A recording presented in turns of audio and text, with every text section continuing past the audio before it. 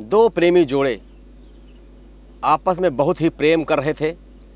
वह दोनों एक साथ जीने मरने की कस्में खा चुके थे। दोनों एक दूसरे को इतना चाहते थे कि कभी भी ऐसा दिन न गुजरता जिस दिन बात न होती, मुलाकात न होती। अब दोनों अपने प्रेम को अमर करने के लिए एक तांत्रिक के पास जाते हैं और तांत्रिक से कहते हैं कि बाबा, मुझे ऐसा मंत्र बता दो, मुझे ऐसा यंत्र बना दो जिससे हम दोनों एक हो जाएं। जब उस तांत्रिक ने उस लड़की को देखा तो वो मंत्र मुग्ध हो गया, क्योंकि वो इतनी खूबसूरत थी। तांत्रिक के मन में पाप आ गया। उसने कहा ठीक है। उसने एक ताबीज़ बनाकर दे दिया और कहा बेटा इसको पहन लो। इसको पहनने के बाद आपको संबंध बनाने होंगे। मेरे कथनानुसार आप अगर संबंध बनाएंगे तो मैं कुछ ऐसा तंत्र करूंगा, ऐसी फूंक मारूंगा जिससे तुम दोनों हमेशा के लिए एक हो जाओगे। वे दोनों सहमत हो गए। लगभग रात का समय था, 7-8 बजे का। तांत्रिक के अनुसार दोनों सारे कपड़े निकाल कर शारीरिक संबंध बनाने लगते हैं। तांत्रिक दूर से खड़ा हुआ सब देख रहा था और उसने ऐसा मंत्र मारा कि दोनों एक दूसरे में चिपक जाते हैं। अब दोनों एक दूसरे में जब चिपक जाते हैं, छुटाने की बहुत कोशिश करते हैं मित्रों, लेकिन वो छूट नहीं पाते हैं और दोनों वहीं पर एक दूसरे में विलीन होकर के मृत्यु को प्राप्त हो जाते हैं। नमस्कार दोस्तों, एक बार फिर मैं हाजिर हूँ आपके सामने एक सच्ची घटना लेकर। ये सच्ची घटना राजस्थान के उदयपुर के थाना गोंगुदा, उसी के अंतर्गत एक गांव आता है भादवीगुड़ा। ये उसी की सच्ची घटना है दोस्तों। वहीं पर एक जंगल होता है, वहाँ पर एक शेषनाग भाव जी का मंदिर होता है। पिछले 7-8 सालों से एक साधु वहाँ पर पूजा पाठ करता है और वहीं पर रहता है। गांव वालों की भी आस्था उस मंदिर से काफ़ी जुड़ी है। गांव वाले भी जाते हैं और मंदिर में पूजा पाठ करते हैं और अपनी मन्नतें पूरी करते हैं। उसी गांव का एक लड़का होता है जो सरकारी अध्यापक होता है, जिसकी उम्र लगभग 31 साल के आसपास होगी। वो डेली मंदिर जाता है, पूजा पाठ करके उसके बाद ही अपने स्कूल को जाता है। यह उसका रोज़ का नियम था। जब लड़का रोज़ मंदिर को जाता, उसी वक्त एक सुंदर कन्या भी मंदिर को आती थी। रोज़ आने जाने में दोनों की मुलाकात हुई और धीरे धीरे बात हुई। बात यहाँ तक बढ़ी कि लोग आपस में मोबाइल से बात करने लगे। बात करते करते दोनों एक दूसरे से कब प्यार करने लगे कभी पता ही नहीं चला। अब दोनों की ये स्थिति थी कि उस टीचर का पढ़ाई में मन नहीं लग रहा था। दोस्तों, अब स्थिति ये हो गई थी कि दोनों एक दूसरे के बिना एक पल भी रह नहीं पाते थे। उस अध्यापक का नाम राहुल मीणा था। राहुल मीणा की शादी हो चुकी थी और जो लड़की थी उसकी भी शादी हो चुकी थी। दोनों शादीशुदा होने के बावजूद भी एक दूसरे से प्रेम करते थे।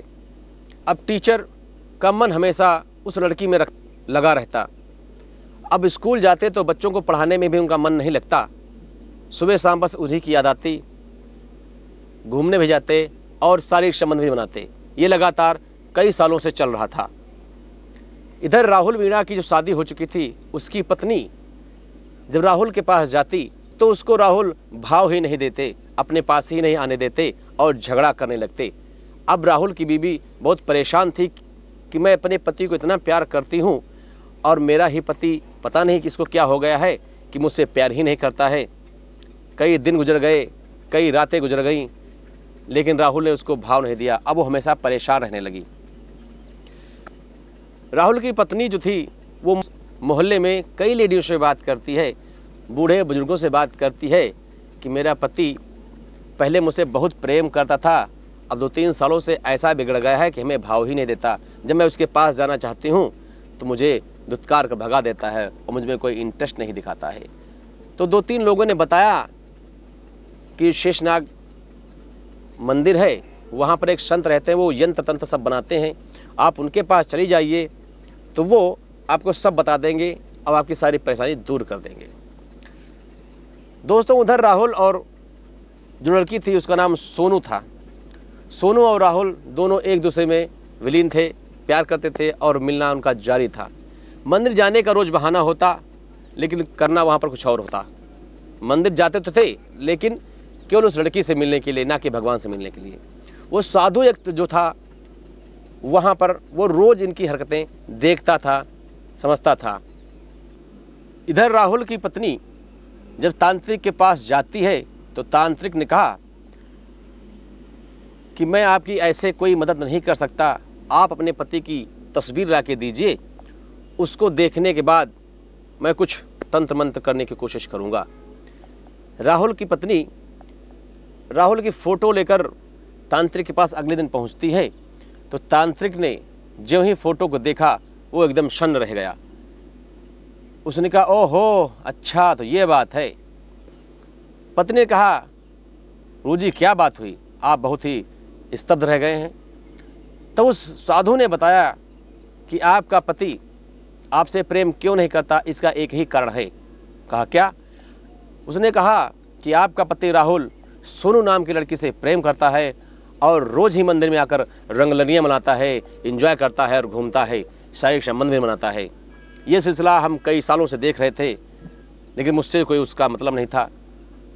जब इतनी बात राहुल की पत्नी सुनती है तो आग बबूला हो जाती है और वहाँ से घर चली आती है। शाम को जो राहुल स्कूल से वापस आता है तो उसकी बीबी उसके ऊपर भड़क पड़ती है और चिल्लाने लगती है कि आज हमें तुम्हारी काली करतूत सब पता चल गई है कि तुम एक सोनू नाम से लड़की से प्यार करते हो और मुझे भाव नहीं देते हो। मैं ये कतई होने नहीं दूंगी। जब राहुल अपनी बीबी को आग बबूला देखता है तो वहाँ से अपना पीछे छुड़ाकर सीधे साधु के पास जाता है और उस मंदिर में जो बाबा थे उनके ऊपर भड़कने लगता है, गुस्सा करने लगता है, कहने लगता है आपको कोई अधिकार नहीं हमारी पोल खोलने का। मैं क्या करता हूँ क्या नहीं करता हूँ मेरी मर्जी है, आपने मेरी पत्नी को ऐसा सब क्यों बताया? साधु ने कहा, देखिए मैंने कुछ नहीं किया है, जो आपकी पत्नी ने पूछा मैंने बता दिया। तो राहुल ने कहा, मैं आपकी सारी पोल जानता हूँ, ज़्यादा बोलने की कोशिश मत करना, अगर ज़्यादा बोलोगे तो मैं आपकी सारी पोल समाज में खोल दूंगा, आपकी बदनामी हो जाएगी। साधु डर जाता है, बोलता है अब आइंदा के लिए मुझसे ऐसी गलती नहीं होगी, मुझे क्षमा कर दीजिए। फिर राहुल ने कहा, गुरुजी ऐसा कुछ करिए कि हम और सोनू दोनों एक हो जाएं। अब साधु थोड़ा नॉर्मल हो जाता है और वो सोचने लगता है कि अब तो बात बन जाएगी। उसने कहा ठीक है, कुछ पैसे लगेंगे और मैं आपको एक डेट फिक्स कर दूंगा, उस डेट पर जब मैं कहूँगा तो आप आ जाना। तब तक मैं अपना सारा सामग्री इकट्ठा कर लेता हूँ जो उस पूजा पाठ में लगेगी। राहुल ने कहा ठीक है। राहुल ने कुछ पैसे दे दिए और वहाँ से चला जाता है। 15 सितंबर 2022 का उसने डेट दिया और कहा कि लवाई के जंगल में शाम को लगभग 7 बजे हम आपसे मिलेंगे वहीं पे। राहुल ने कहा ठीक है। राहुल और सोनू ठीक समय पर जंगल में पहुंच जाते हैं। वहीं पर तांत्रिक भी आ जाता है। तांत्रिक ने कहा मैं कुछ पूजा पाठ कर रहा हूं। तांत्रिक कुछ दूरी पर पूजा पाठ करना शुरू कर देता है, कुछ देर पूजा पाठ करता है और उसके बाद कहता है कि आप अपने सारे कपड़े उतारकर संबंध बनाइए। दोनों सहमति से कुछ दूरी पर संबंध बनाना शुरू कर देते हैं। तांत्रिक कुछ देर देखता रहता है, फिर तांत्रिक अपने झोले से एक छोटी बोतल निकालता है जो किसी केमिकल से भरी हुई थी। जब दोनों संबंध बना रहे थे तो उनके पास जाकर के उनके शरीर पर वो केमिकल लेप कर देता है और कहता अब तुम संबंध बनाइए, सब ठीक हो जाएगा। दोनों जब संबंध बनाने लगते हैं तो आपस में चिपक जाते हैं। तो दोनों को समझ में नहीं आता कि ऐसा इसने क्या लगा दिया है, कौन सी चीज़ लगा दी है कि हम लोग चिपके जा रहे हैं। और दोनों ऐसा चिपक जाते हैं दोस्तों कि जब छुड़ाने की कोशिश करते तो खाल छूट रही थी, खाल उखड़ रही थी। दोनों एक दूसरे से छूट नहीं पा रहे थे। आप लोगों से बताना चाहूँगा कि वो साधु उस लड़की से पहले प्रेम करता था। जब लड़की इस राहुल से प्रेम करने लगी तो उस साधु के अंदर एक प्रतिशोध उत्पन्न हो गया और बदला लेने की उसने कोशिश की। उसने क्या किया, जो पैसा राहुल ने दिया था उसका फेविक्विक ला के इकट्ठा करता रहा, एक बोतल में इकट्ठा कर लिया। उसके बाद उसी बोतल का फेविक्विक सब उसके ऊपर लगा दिया ताकि वो दोनों चिपक जाए हमेशा के लिए और छूट न पाएँ। अब राहुल और सोनू दोनों आपस में चिपके हुए कोशिश कर रहे थे छुड़ाने के लिए। जब साधु ने देखा कि दोनों छुटा रहे हैं और छूट जाएंगे तो मेरी बदनामी हो जाएगी, मैं समाज में कहीं का नहीं रहूँगा, तो पास में पड़ा एक पत्थर राहुल के ऊपर उसने दे मारा और कई बार प्रहार किया। राहुल बेहोश हो गया, बहुत घायल हो गया और उसकी वहीं पर मृत्यु हो जाती है। फिर उसने सोचा कि जब सोनू ये सब देख रही है, वो भी कहीं जाकर बता देगी तो उसके ऊपर भी प्रहार करने लगता है और उसको भी प्रहार करते करते मार डालता है। दोनों वहीं पर अपने प्राण छोड़ देते हैं और भगवान को प्यारे हो जाते हैं। वो साधु जो था वो वहाँ से अपना सारा बोरिया बिस्तर लेकर भाग जाता है। जब 2-3 दिन बीत जाते हैं, जब राहुल और सोनू अपने घर नहीं पहुँचते हैं तो घर वाले चिंतित होते हैं और थाने में जाकर के FIR लिखवाते हैं कि हमारा लड़का राहुल, हमारी बेटी सोनू दोनों गायब हैं, 2-3 दिन से मिल नहीं रहे हैं। तब तक कुछ राहगीर उधर से निकल रहे थे जंगल की तरफ से और उनको दोनों लाशें निर्वस्त अवस्था में दिखाई देती हैं, तो वो तुरंत पुलिस को कॉल करते हैं। तत्काल मौके पर पुलिस पहुंचती है और उनका पोस्टमार्टम करवा देती है। पहले तो पुलिस सोचती है कि दोनों ये प्रेम करते थे, इनके प्यार को घर वाले बर्दाश्त नहीं किए और घर वाले ही इनका कत्ल कर दिया है। घर वालों से जब पुलिस वाले पूछताछ करते हैं तो वो कहते हैं हमने कतई ऐसा कुछ नहीं किया है। ये 3-4 दिन पहले यहाँ से चले गए थे मंदिर जाने के बहाने, उसके बाद घर वापस ही नहीं आए, तब मैंने जाकर FIR दर्ज करवाई।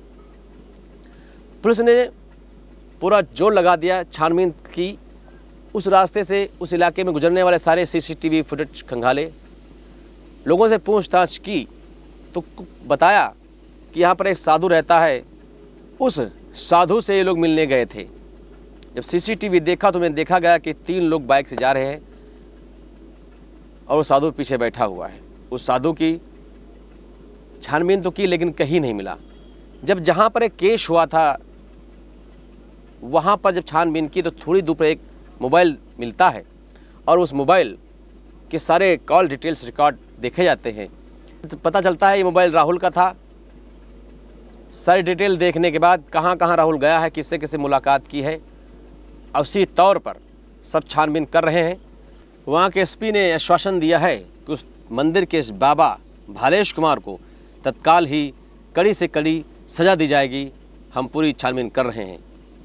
दोस्तों, इसी के साथ एक कहानी यहाँ पर समाप्त होती है। ये कहानी सुनाने का मेरा एक ही मात्र उद्देश्य आप लोगों को सतर्क करना, जागरूक करना, किसी को ठेस पहुँचाना नहीं है। इन्हीं शब्दों के साथ मैं अपनी वाणी को दूंगा विराम। नमस्कार।